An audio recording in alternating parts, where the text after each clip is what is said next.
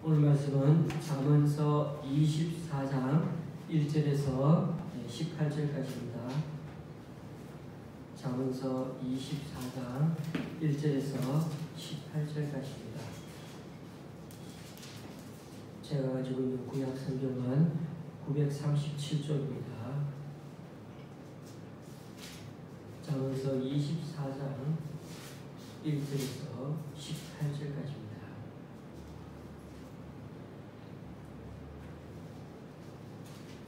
(24장 1절에서 18절까지인데) 교도하실 때 제가 먼저 읽겠습니다. 너는 악인의 형통함을 부러워하지 말며 그와 함께 있으려고 하지도 말지어다. 그들의 마음은 강포를 품고 그들의 입술은 죄악을 말하느니라. 집은 지혜로 말미암아 건축되고 명철로 말미암아 견고하게 되며 또 방들은 지식으로 말미암아 각종 귀하고 아름다운 보배로 채우게 되느니라. 지혜 있는 자는 강하고 지식 있는 자는 힘을 다하나니 너는 전략으로 싸우다 승리는 지략이 많은 데 있느니라.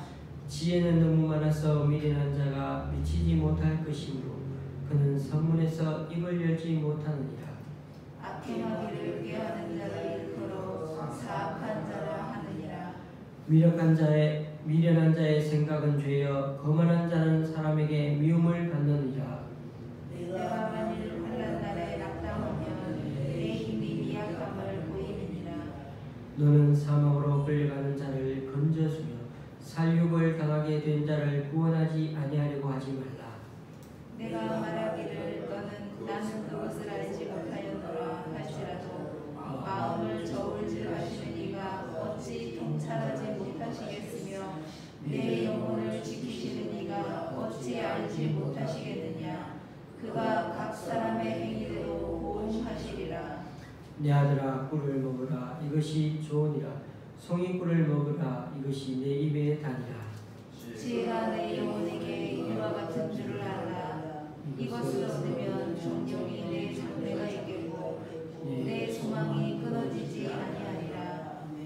악한 자여 의인의 집을 엿보지 말며 그가 쉬는 처소를 헐지 말지니라. 대저 의인은 7번 넘어질지라도 다시 일어나려니와 악인은 재앙으로 말미암아 엎드러지느니라. 내 원수가 넘어질 때 즐거워하지 말며 그가 엎드러질 때 마음에 기뻐하지 말라. 여호와께서 이것을 보시고 기뻐하지 아니하사 그의 진노를 그에게서 옮기실까 두려우니라. 아멘. 옛날 어느 부잣집에 모성들이 있었습니다. 어떤 모성은 주인이 보든 말든 아주 성실하게 일을 했는데, 그러나 또 다른 모성들은 주인이 보는 데서만 열심히 하는 척했습니다. 세월이 흘러서 어느 해, 그 해 금음날에 주인은 모성들에게 볕단을 하나씩 주면서 이렇게 말했습니다. 지금까지 내 집에서 고생이 많았네. 이제 새해부터는 자유롭게 너희들 인생을 살도록 해. 그런데 마지막으로 할 일을 너희들에게 준다. 오늘 밤 이것으로 새끼를 다 꼬아라. 가능한 한 그 대신 가늘게 꼬아야 한다. 모성들은 새끼를 꼬기 시작했습니다. 어떤 모성은 주인이 금날까지도 이렇게 꼭 채워서 잠도 안 자고 일을 시킨다고 불평하면서 그렇게 대충 꼰 후에는 잠을 잤습니다. 그러나 어떤 모습은 마지막으로 주인을 위해 하는 일이니까 잘 마무리해야겠다면서 밤새 오랫동안 가늘게 그 새끼를 그렇게 꼬았습니다. 다음날 아침 주인은 모습들을 다 모아놓고 창고 앞으로 부른 후에 이렇게 말했습니다. 자, 자기가 꼰 새끼줄에 들어갈 만큼 엽전을 끼워서는 다 너희들 가지고 가라. 새끼줄을 가늘게 꼰 종들은 엽전을 얼마나 많이 차근차근히 넣어가지고 다 가져갈 수 있었지만, 대충 꼰 모성들은 그 엽전 중간에 들어가는 엽전 구멍에 들어가지가 않아가지고 그 돈을 가지고 갈 수가 없었다고 합니다. 사실 밤에 새끼줄을 꼬아라고 하는 그 주인 명령은 마음에 들지 않는 명령이죠. 그러나 어떻게 응답하느냐에 따라서 그 인생의 결과는 달라집니다. 지금까지 그 모습들이 지금까지 살아오면서 봤던 그 주인을 진짜 믿어왔다면 마지막까지도 최선을 다했어야 했습니다. 여러분, 우리 인생, 우리 앞날을 우리가 어떻게 알 수가 있겠습니까? 그러나 어떻게 응답하느냐에 따라 결과는 달라집니다. 내가 할 일은 주어진 시간에 최선을 다할 뿐이고 나머지는 더 높은 분의 손에다가 맡기는 것뿐입니다. 그럴 때 인생을 제대로 살아갈 수가 있습니다. 그래서 인생은 집 짓는 것과 같습니다. 인생을 제대로 살아가는 것은 집을 제대로 짓는 과정과 같습니다. 어떻게 하면 인생이라는 집을 잘 지을 수가 있을까요? 어떻게 하면 인생을 후회 없이 올바르게 살아갈 수가 있을까요? 인생이라는 집을 짓기 위해 먼저 하지 말아야 할 것부터 먼저 살펴보겠습니다. 1절, 2절입니다. 너는 악인의 형통함을 부러워하지 말며 그와 함께 있으려고 하지도 말지어다. 그들의 마음은 강포를 품고 그들의 입술은 재앙을 말함이니라. 첫 번째가 보니까 악인의 형통을 부러워하지 말라는 것입니다. 악인의 형통함을 부러워하지 말라는 이 말이 성경에 특히 잠언서에 참 많이 나오는 이유가 뭘까요? 많은 사람이 여기에 붙들려 있기 때문입니다. 믿지 않는 사람들은 말할 것도 없고 교회 다니는 성도들도 그렇습니다. 악인은 망하고 의인은 형통해야 하는데 현실은 그렇지 않을 때가 있거든요. 그래서 이럴 때 우리들에게 갈등이 생깁니다. 하나님 정말 계신가? 정말 나 사랑하시는가? 내가 믿고 사랑하는 이 하나님의 말씀이 정말 맞는 길인가? 그런 회의가 들 때가 있다는 것입니다. 하나님이 없는, 하나님을 믿지 않는 사람들의 최고 소원은 자기 소원이 이루어지는 것이요 그렇게 형통하는 것입니다. 그러나 신앙인에게 있어서 중요한 것은 형통이 아니라 이것이 하나님의 뜻인가에 있습니다. 형통하고 잘 되는 것은 부차적인 것이죠. 그의 나라와 그 일을 구하면 이 모든 것을 더하여 주시는 하나님의 은혜의 문제이죠. 신앙인의 입장에서 보면 악인의 형통은 복이 아닙니다. 왜요? 악인이 형통하면 그 사람은 진짜 나중에 하나님께로 돌아올 수가 없습니다. 자신의 길이 맞다고 이제는 확신하기 때문에 그렇게 살다가 망해버리는 것이죠.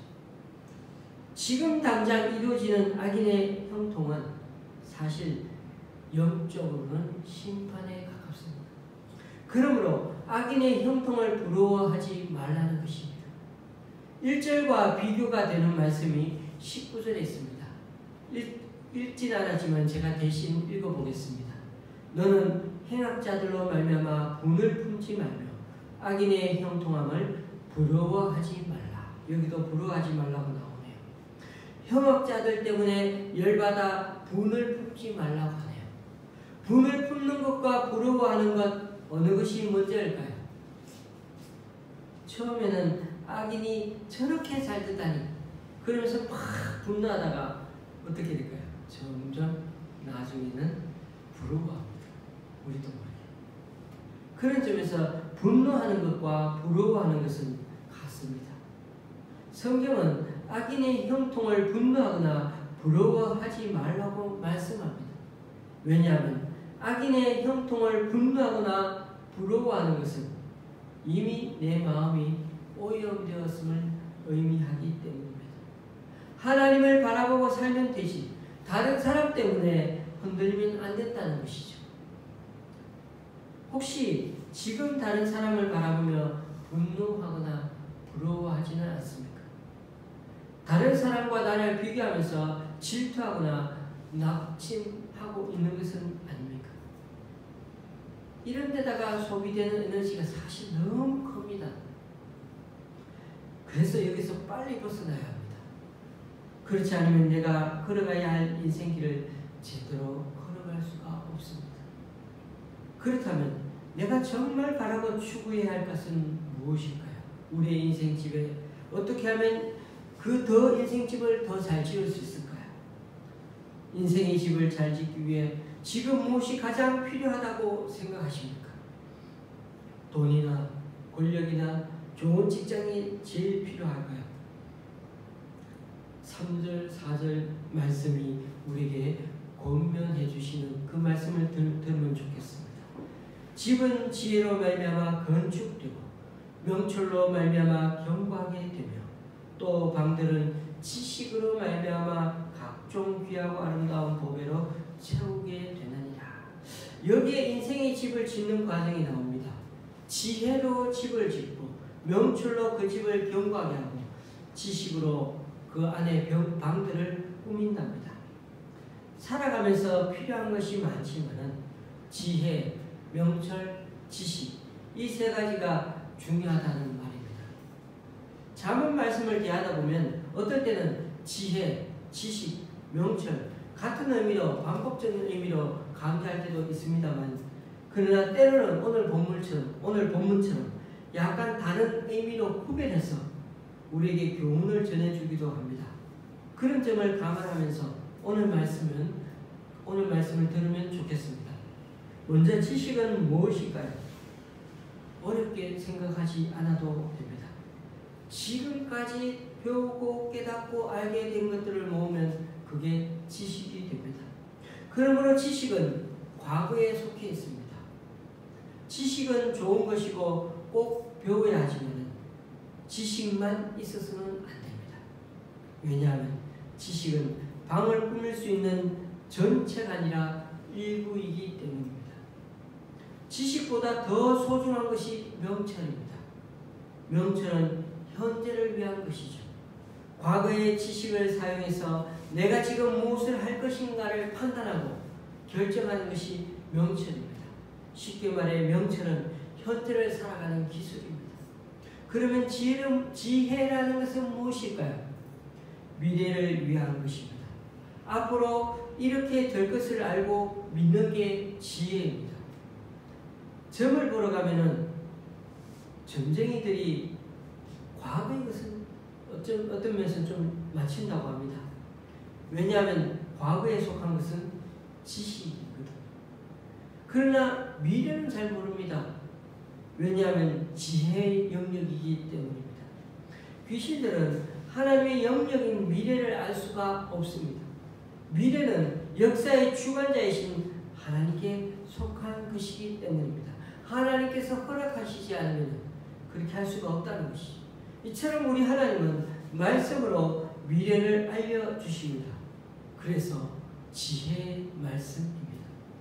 오늘 1절 말씀에 나오는 악인의 형통은 엄연한 현실이니 그것을 보며 분노하거나 부러워하는 것이 지식의 입장에서 보면 맞습니다. 그러나 그의 미래는 어떨까요? 반드시 망할 것입니다. 이것을 아는 것은 미래의 영역이기 때문에 지혜의 영역입니다. 그러므로 지혜가 있다면 악인의 형통을 부러워하지 않을 것입니다. 왜요? 미래의 영역을 알기 때문이죠. 지혜를 가질 때 우리는 흔들리지 않을 수가 있는 것입니다. 지식, 명철, 지혜의 상호관계는 어떻게 설명할 수 있을까요? 기도를 놓고 생각해 보십시오. 하나님은 성도들의 기도를 들어주신다고 들었고 우리는 또 배워서 알고 있습니다. 이것은 지식이죠. 이것을 받아들여 나의 삶에 적용하는 것이 바로 명철입니다. 그러므로 내가 직접 기도해야 명철한 것입니다. 그런데 더 나아가서 우리가 기도한 이 기도의 미래와 그 결과를 믿고 신뢰하는 것, 그래서 담대하게 주님의 보좌로 나아가는 것이야말로 지혜인 것입니다. 하나님에 대한 믿음과 소망이 엄청난 지혜임을 알아야 하는 것입니다. 그러므로 지식, 명철, 지혜가 모두 필요하지만 그 중에서 지혜가 근본입니다. 지혜가 있어야 할 집을 있어야 그 집을 굳건히 세울 수 있으며 그 집은 명철로 또 어떻게 견고해집니다. 지식으로는 방도 채울 수가 있습니다. 집이 있어야 방도 존재할 수 있고 또 그 집이 견고해서 방에 귀한 것들을 채울 수가 있습니다. 그러므로 미래에 대한 지혜가 있어야 현재에 대한 명철도 빛나고 과거에 대한 지식도 설모있게 우리가 사용할 수가 있는 것입니다. 그래서 5절에 보면 지혜 있는 자는 강하고 지식이 있는 자는 힘을 더한다고 말씀합니다. 지혜가 가장 강하죠. 그렇다고 지식이 필요 없는 건 아닙니다. 지식도 필요합니다. 지혜와 지식을 잘 활용하는 것이 필요합니다. 6절 말씀에서는 그것을 가리켜가지고 지혜와 지식을 잘 사용하는 것을 전략이라고 하죠. 과거의 지식과 미래의 지혜를 함께 사용하는 전략이 있다면 언제나 승리하게 될 것입니다. 여러분, 우리의 개인과 가정사에 혹시나 여전히 어렵고 힘든 일이 남아있는 건 아닙니까? 우리가 지금의 문제점들을 표면적으로만 알 뿐 정확하고 폭넓은 지식이 없기 때문에 때로는 우리가 걱정하고 염려하고 힘들어하고 있는 것은 아닌지 돌아봅니다. 그 지식을 바탕으로 오늘 무엇을 어떻게 해야 하는지에 대한 명철이 없어서 그렇게 우리는 힘들어하는지 모릅니다. 또한 멀리 미래를 바라보는 지혜가 없어서 그럴 수도 모릅니다. 우리 그리스도인은 과거의 지식에 붙들린 사람이 아닙니다. 다가올 미래에 하나님이 하실 일을 믿음으로 기대하는 그런 지혜를 가진 사람이라는 것을 우리가 잊지를 말아야 할 것입니다. 세상과 악인의 형통만 보면 우리는 도무지 살아갈 힘이 없습니다. 그러나 하나님이 함께 하시고 앞으로도 놀라운 일을 행하실 것이고 그리고 약속의 말씀이 성취될 것을 믿고 살아간다면 그 엄청난 지혜가 우리 가운데 임하게 되는 것입니다. 주님, 왜 내 삶은 요 모양 요 꼴입니까? 또 왜 잘 안 풀리는 거죠? 라고 한숨 쉬며 말할 수 있습니다. 그러나 이것은 여전히 우리가 과거에 붙들린 모습으로 그렇게 얘기하는 것입니다. 걱정하고 한탄하고 때로는 원망하는 것입니다. 하나님, 우리가 좀 어려움 지금 당하고 있는데요. 그렇게 당해도 이것이 전부가 아님을 저는 믿습니다. 지금 우리 눈에 이것밖에 안 보여서 사실 마음이 힘들긴 하지만 하나님이 우리들 인생의 아름다운 미래를 허락하실 줄 저는 꼭 믿거든요. 그러니 우리가 견뎌낼 수 있는 믿음 주십시오. 힘 주십시오. 이렇게 미래를 믿고 바라고 신뢰하는 지혜가 있어야 한다는 것입니다. 그럴 때 우리는 미래를 향해 나아가는 인생을 살아갈 수 있고 그런 훌륭한 인생의 집을 지으며 살아갈 수가 있는 것입니다. 좀 힘들어도 이렇게 지혜롭게 살면 되는데 왜 지혜로운 사람이 못 될까요? 7절에서 9절까지는 우리 내면을 꾸짖는 말씀을 듣게 됩니다. 우리가 지혜로운 사람이 되지 못하는 첫 번째 이유가 7절 말씀에 보니까 게으르기 때문이랍니다. 지혜는 너무 높아서 미련한 자가 미치지 못할 것이므로 그는 선문에서 입을 열지 못하느니라. 지혜의 수준에까지 미치려면 너무 높아서 닿을 수가 없으며 너무 멀리 있고 또 그 지혜를 얻기 위해서는 치러야 할 대가와 노력이 너무 많다고 생각하기 때문입니다. 그러니까 아예 시작도 안 해보고 노력도 안 하는 것입니다. 둘째는 악하기 때문입니다. 8절 말씀, 악행하기를 꾀하는 자를 일컬어 사악한 자라 하느니라. 지혜가 요구하는 성과 진리 자체를 좋아하지 않는 것입니다. 너무 깨끗하게 살면 안 돼. 오히려 이 사회 바닥에서는 그렇게 살면은 다쳐. 살아낼 수 없어. 그렇게 생각하는 사람들이 많습니다. 그러니까 새 속에 그렇게 물들어 버리면 지혜로운 길을 아예 선택하지 않게 되는 것입니다. 세 번째로 거만하기 때문입니다. 9절 말씀. 미련한 자의 생각은 죄여 거만한 자는 사람에게 미움을 받느니라. 자기가 더 똑똑하다고 생각하기 때문에 지혜가 없는 것입니다. 그러면 어떻게 해야 우리가 이 지혜를 얻을 수가 있습니까? 맞습니다. 반대로 살면 되죠. 반대로 그 마음을 가지면 됩니다. 게으름 대신에 부지런하게요. 악한 마음 대신에 선한 마음으로요. 거만함 대신에는 겸손한 마음으로 찾고 찾으면 지혜를 반드시 얻을 수가 있는 것입니다. 그러므로 우리가 미래의 영역인 지혜를 얻으려면 부지런한 마음, 선한 마음, 그리고 겸손한 마음을 늘 유지하는 게 참 중요하다는 것입니다. 지금 우리가 인생의 집을 잘 짓고 있는지 그 여부를 알 수 있는 방법이 있습니다.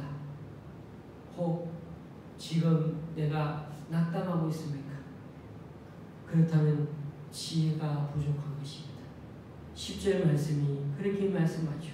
네가 만일 환난 날에 낙담하면 내 힘이 미약함을 보임이니라. 그렇습니다. 잘 생각해 보면요. 문제가 커서 우리가 낙담하는 게 아닙니다. 문제를 해결할 수 있는 지혜가 부족하기 때문에 지금 낙담하고 있는 것은 아닙니까? 그러므로 돈이 없다고, 직장이 없다고, 화려한 배경이 없다고 낙담할 것이 아니라, 빽이 없다고 낙담할 것이 아니라 후히 주시고 꾸짖지 아니하시는 그 하나님께 우리는 여전히 지혜를 구해야 합니다. 나를 알아주는 이 없어도 하나님이 알아주시고 갚아주실 것을 믿는 그 지혜를 가졌다면 우리는 낙담할 필요가 없다는 것입니다. 인생의 집을 잘 짓기 위해 마지막으로 할 일이 있습니다. 무엇일까요? 내가 성공하려는 목적이 무엇인가?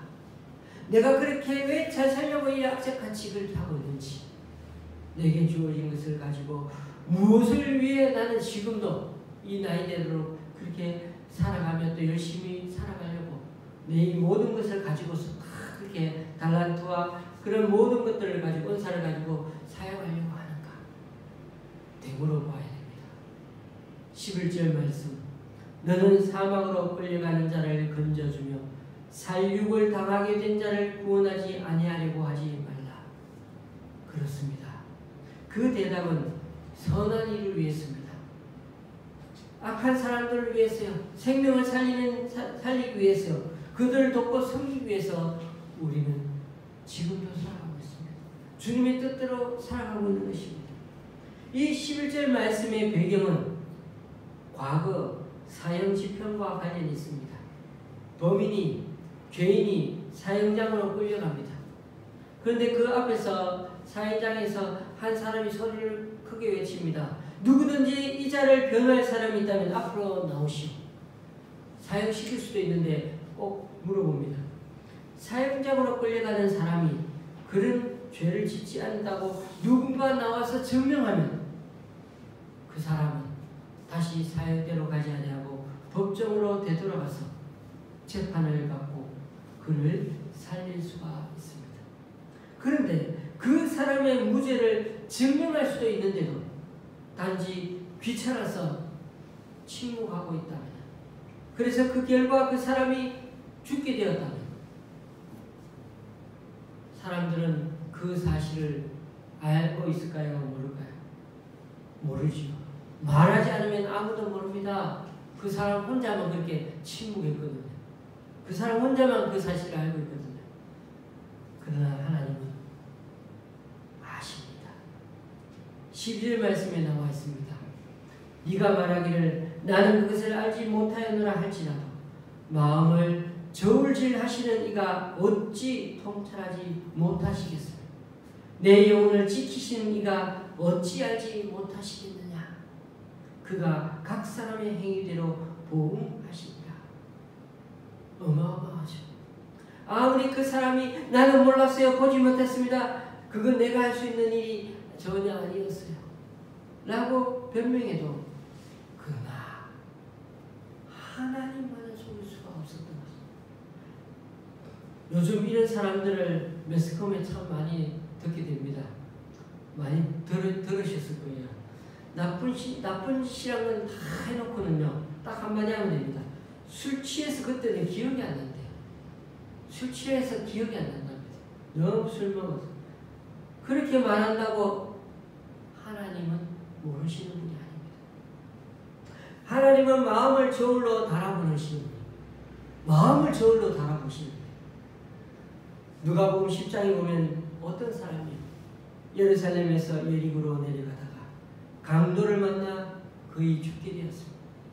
그런데 그렇게 쓰러져 있는 그 사람 눈앞에 있는데도 앞으로 그 사람 앞으로 그 당시 하나님 믿는다고 잘 믿는다고 하는 사람들이, 제사장들이 싹 지나가고 레위 사람도 지나갔지만 그들은 속으로 그를 듯한 핑계를 혼자서 대면서 구해주지 않았습니다. 그러나 그들의 핑계는 예수님이 보실 때는 성립되지 않았습니다. 그들은 죽음하는 자를 방치했던 것입니다.